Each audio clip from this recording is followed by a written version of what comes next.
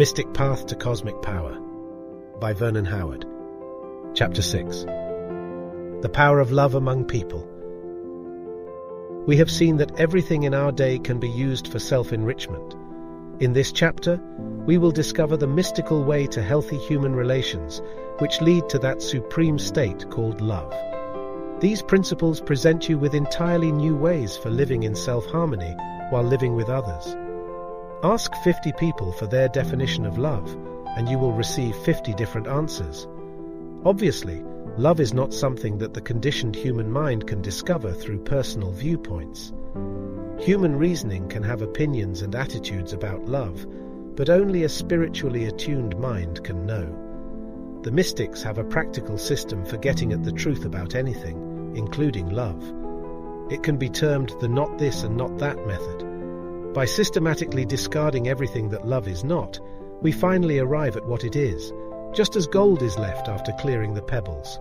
Love is not dependency, idolization, sentimentality, craving, or physical attraction.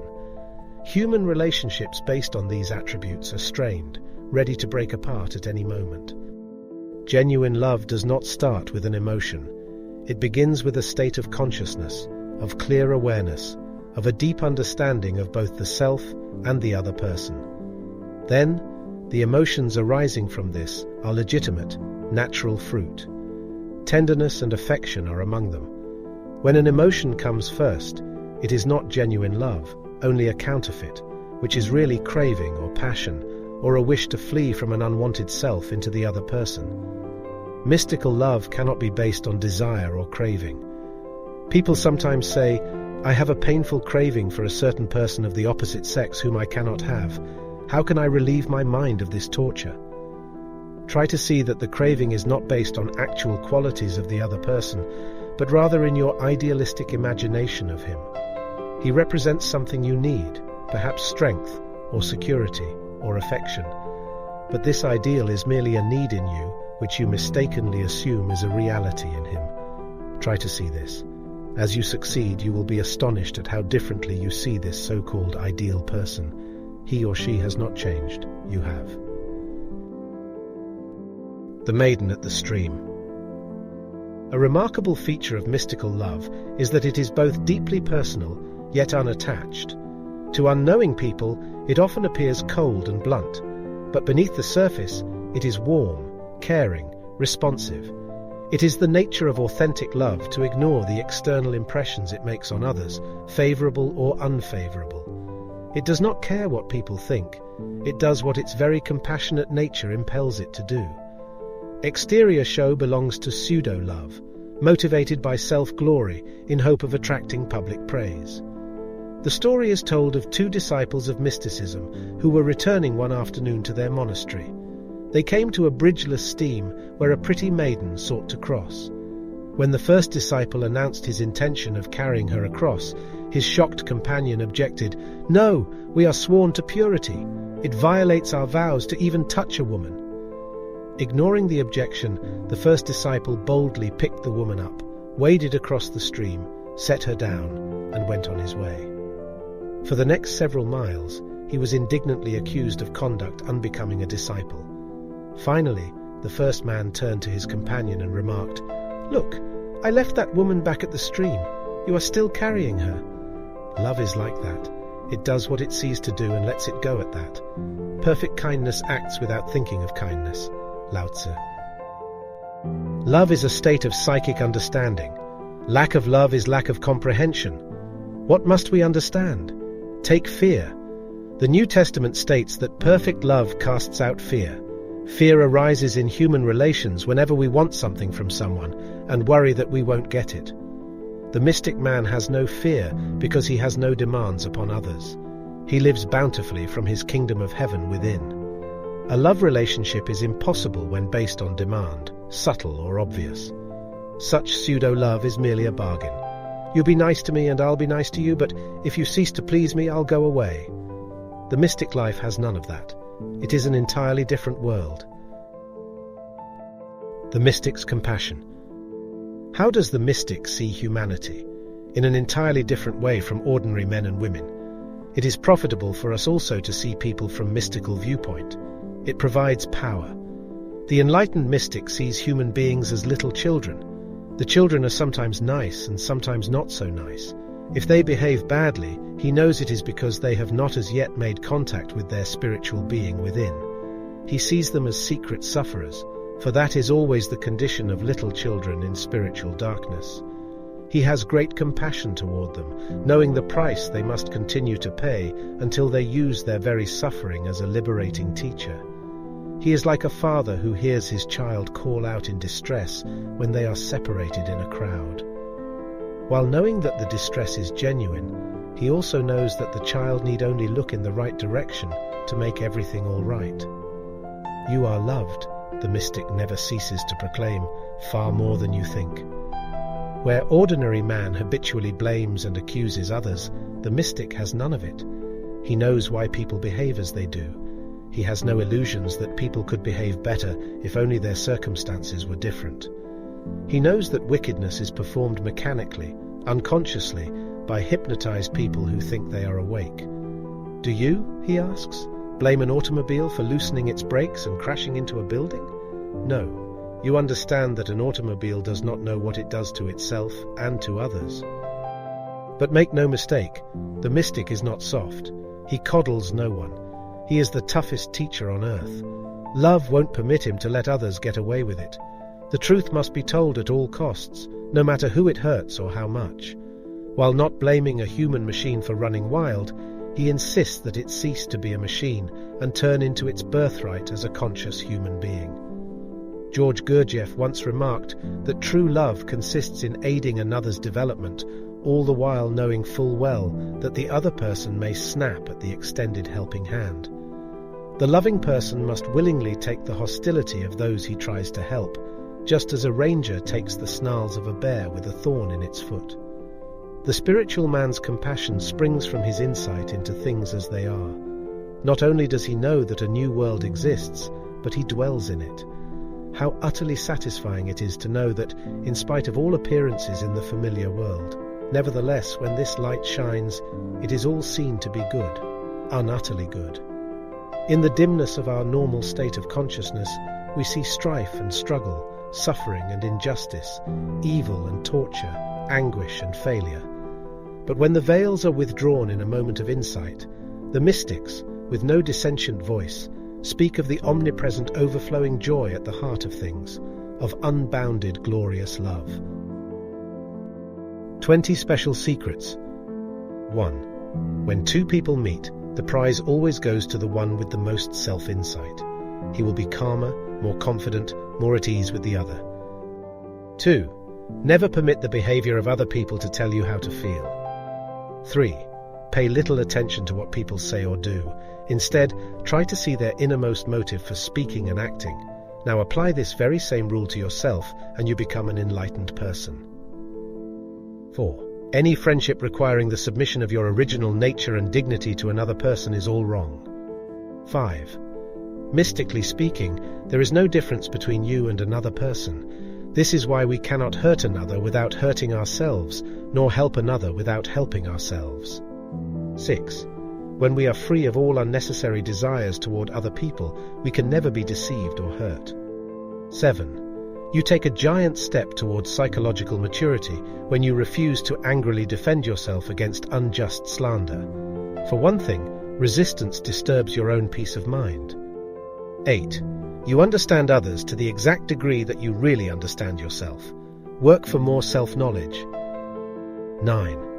Do not be afraid to fully experience everything that happens to you in your human relations, especially the pains and disappointments. Do this, and everything becomes clear at last. 10. The individual who really knows what it means to love has no anxiety when his love is unseen or rejected. 11. If you painfully lose a valuable friend, do not rush out at once for a replacement. Such action prevents you from examining your heartache and breaking free of it. 12. Do not be afraid to be a nobody in the social world. This is a deeper and richer truth than appears on the surface. 13. Every unpleasant experience with another person is an opportunity to see people as they are, not as we mistakenly idealize them. The more unpleasant the other person is, the more he can teach you. 14. You can be so wonderfully free from a sense of injury and injustice that you are surprised when you hear others complain of them. 15. We cannot recognize a virtue in another person that we do not possess in ourselves. It takes a truly loving and patient person to recognize those virtues in another. 16. Do not mistake desire for love. Desire leaves home in a frantic search for one gratification after another. Love is at home with itself. 17. There are parts of you that want the loving life and parts that do not. Place yourself on the side of your positive forces. Do all you can to aid and encourage them. 18. You must stop living so timidly, from fixed fears of what others will think of you and of what you will think of yourself. 19. Do not contrive to be a loving person. Work to be a real person. Being real is being loving. 20. The greatest love you could ever offer to another is to so transform your inner life that others are attracted to your genuine example of goodness. Answers to questions about love. I know I behave unlovingly at times. How can I break the pattern? Whenever it happens, do not agree with it internally. Supreme knowledge within each of us speaks reproval whenever we act without love. Listen to that voice, not to your harsh behavior. A person can go on for months or years under the hypnosis of the unkindly false self, but by constantly disagreeing with it, the pattern changes. Observe your unkind behavior. Refuse to accept it as your real self. Gradually, you bring exterior action into line with the loving interior, just as a good father influences his unruly son for good. Why is it so shocking to lose someone we love? Because it brings us face to face with our own emptiness. If the marriage falls apart, or the sweetheart goes away, the sufferer's first urge is to find a replacement to fill the void. You do this because you are scared, insecure, you feel unwanted and unloved. But even if you find a replacement, it does nothing for you, not really. The trembling is still there, only covered up. If a breakup occurs, examine your own driving need to find security in a replacement. Insight reveals that it can do nothing for you. Then, beyond that shocking fact, you make an amazing discovery. You see that the only security is in the truth itself. From that point on, all your relations with the opposite sex are entirely different.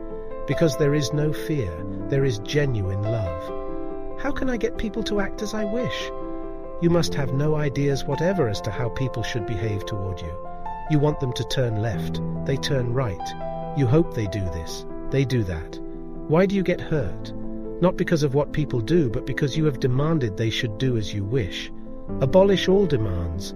Then, people can behave any way they like while you remain at peace. What happens when a self-aware person meets one still in psychic slumber? I mean, is it possible for them to love each other, for instance, when man meets woman? A self-aware person can love a non-aware person, but the reverse is impossible. Two conscious human beings can exchange love, but two unawakened people cannot. How can they exchange a love they don't have? Love comes with awakening.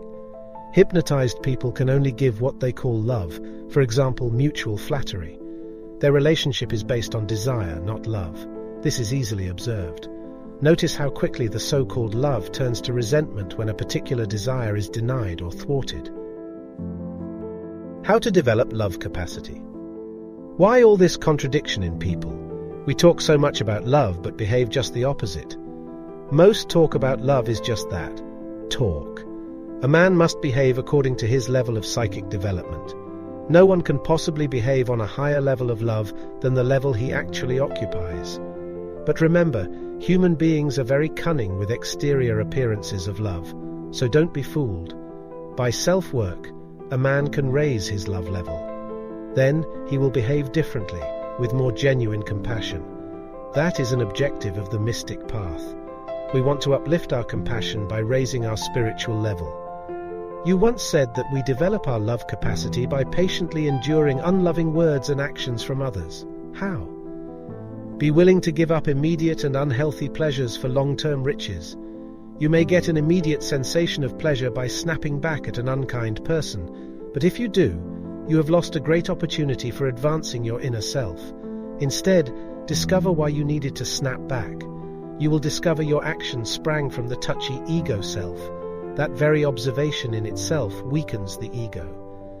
I used to think that my whirlpool of social activities sprang from my love of people, from wanting to help them and to be with them. But now I feel oppressed by all these maddening involvements and wonder why I continue. You do them not because they mean anything to you, but because they distract you from your inner blankness. You just don't know what else to do with yourself. Pull out. Do it gradually if you like, but for your mental and spiritual health, pull out. Get off by yourself and ask yourself whether you really want this kind of life. Honest inquiry will produce a tremendous sigh of relief. Now, you are starting to enjoy your life, for you are no longer sacrificing it to frantic involvements. Why are human relations so painful? What can we do to ease the stress and anxiety? In previous discussions, we saw that suffering is destroyed by bringing it up from the unconscious to the conscious level. Connect this with your human relations. Try to see how much pain you have because of unconscious hopes, demands, expectations, fears and desires toward others. You want them to act in a way that pleases you. You desire friendship, conversation, sex, and so on. Try to see, really work at it. Try to see that these very desires cause your pain, for you fear their failure. Now, can you abandon them? If so, suffering is impossible. You experience a fantastic relief, just like breaking through an entangling net. The power of psychic awakening. Every man does the best he knows how, but no one actually does his best. Socrates points out that man's basic error lies in ignorance of his true nature. This ignorance leads to false and fleeting values. Spiritual awakening corrects his values so that he cheerfully cherishes wisdom and gentleness and old-fashioned goodness. As we awaken from psychic sleep, we see others in a new way. They look entirely different from before. We may think that they have changed, when really it is ourselves who have altered. This introduces many rich benefits. For one thing, we can clearly distinguish between people on a higher level of understanding and those on a lower level. This is the same as seeing that people occupy different levels of love, for understanding is love. This insight leads us to seek out those on the higher level, for they are the ones with whom we now have more in common. There is no sense of superiority in leaving former friends. We just realize that we must go upward. With them or without them, we must go on. Another healthy benefit derived is that of no longer fearing resentment or disapproval or accusation from others. You clearly see that their negative attacks belong to them. They have nothing whatsoever to do with you. Do you feel ill just because someone else does? It is like that. Psychic awakening creates smooth relations with others, especially with those who are weak in spiritual understanding. Strong people understand weak people. The unpleasant or disloyal behavior of weak people cannot distress those who are genuinely strong. But unawakened people cannot live together harmoniously. They see and dislike weaknesses in others that unconsciously they have and dislike in themselves.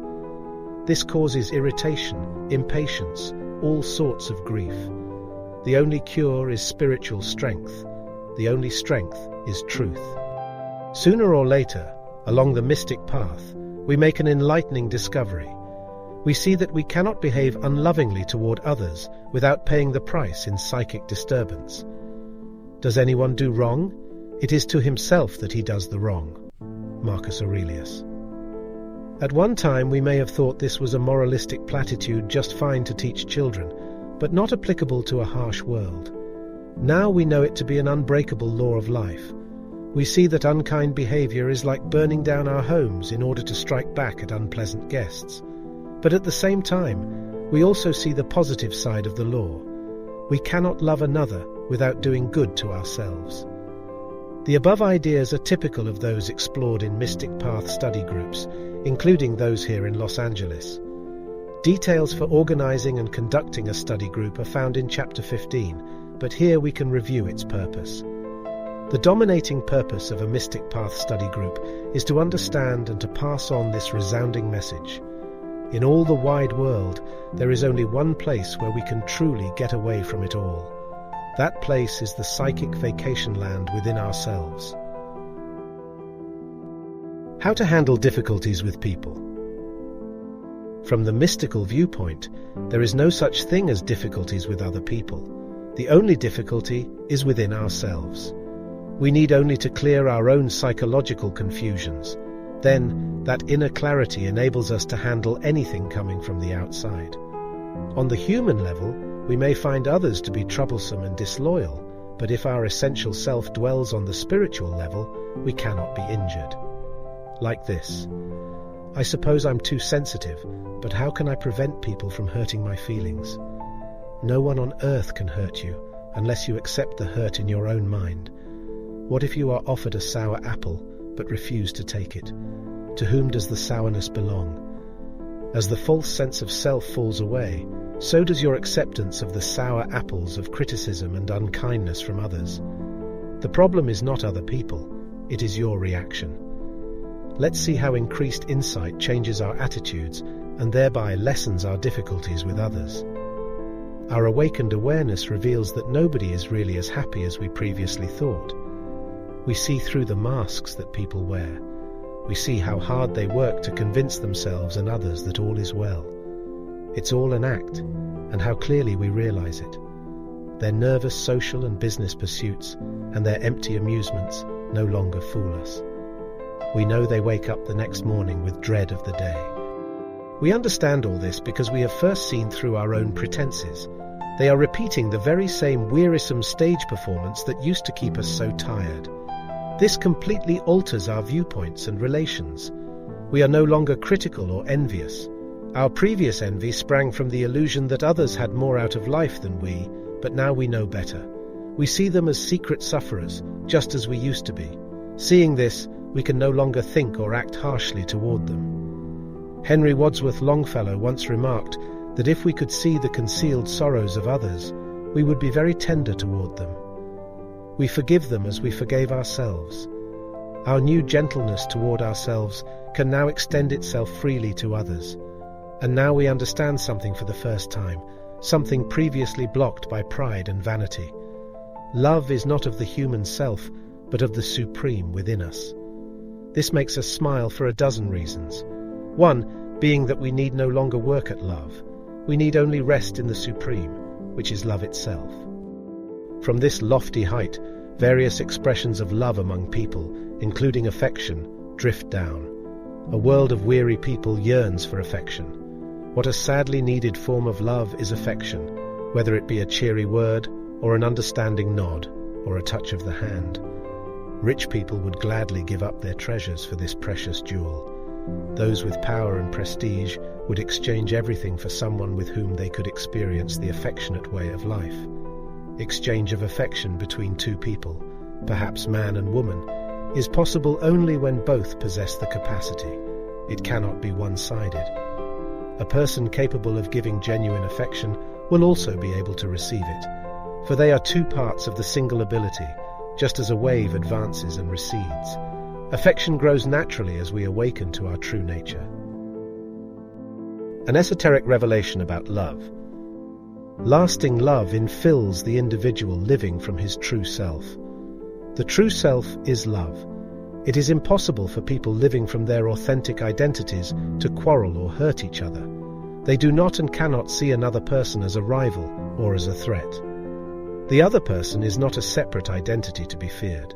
Therefore, only quiet understanding passes back and forth between them. There is no impulsive behavior or thoughtless mistakes. Love is infallible. It has no errors, for all errors are the want of love. William Law. We may see each other as being individual in physical appearance and as being different in human personality, but we do not see others as being different in spiritual identity. We are one. Just as the moon reflects the same light in several ponds, so are we the individual reflections of the single supreme. Any effort of the false self toward love is unnatural in appearance and tragic in consequence. Lebanese poet and mystic Khalil Gibran once declared that men and women lose the spirit of love because of their own wrong concepts about it. Love is not what the conditioned human mind wants it to be, but always what it really is. A false desire for love to be this or that is like adding paint to a river in order to give color to a waterfall. Love must be left alone by the mind. It must be permitted to be exactly what it is. Love, when left alone, glows in all its natural beauty. Problems relating to love will never again cause distress once you grasp this esoteric secret. Love does not arise from the conditioned human mind. Thinking about love is not the same as knowing love. The mind must break through its social conditioning and enter an awareness of reality, which is love. Then, we rest from concern over all things, including the need to have someone to love and someone to love us. Referring to Christ's teaching to take no thought for tomorrow, Dr. Paul Brunton explains, he meant that we should cease worrying, cease being anxious, let go of all disturbing thoughts, and resign all problems to the overself, to the higher power. By logical, rational thinking, you may find a human solution, but by ceasing to think, by taking no thought and relinquishing your problem, the higher power is then given an opportunity to deal with it. To take no thought means to still the mind, to sit and enter into real meditation. Thereby the overself is given a chance to come and take thought on your behalf for you. We must be like Jason, who was promised the golden fleece if he would perform certain heroic tasks. In spite of all his suspense and uncertainty, he boldly accepted the challenge. One by one, he achieved the seemingly impossible, aided by the magic skill of the Princess Medea. So can we accept the challenges of the mystic path, regardless of our deep doubts and confusions. And so can we, aided by the magical higher power, turn impossibilities into living victories. Truths in this chapter about the power of love. 1. You can use every human relationship to build a life of love. 2. We discern love's authentic nature by first seeing what it is not. 3. Love is a state of psychic understanding, of elevated awareness. 4. You are loved far more than you think. 5. To be considerate of others without their knowledge is love in action. 6. To be real is to be loving. 7. Our love capacity develops spontaneously as we sincerely walk the mystic path. 8. Self-understanding leads to other understanding, which leads to compassion and gentleness. 9. Love is not of the conditioned mind, but of the supreme. 10. When we are fully loving, we have no cares whatsoever.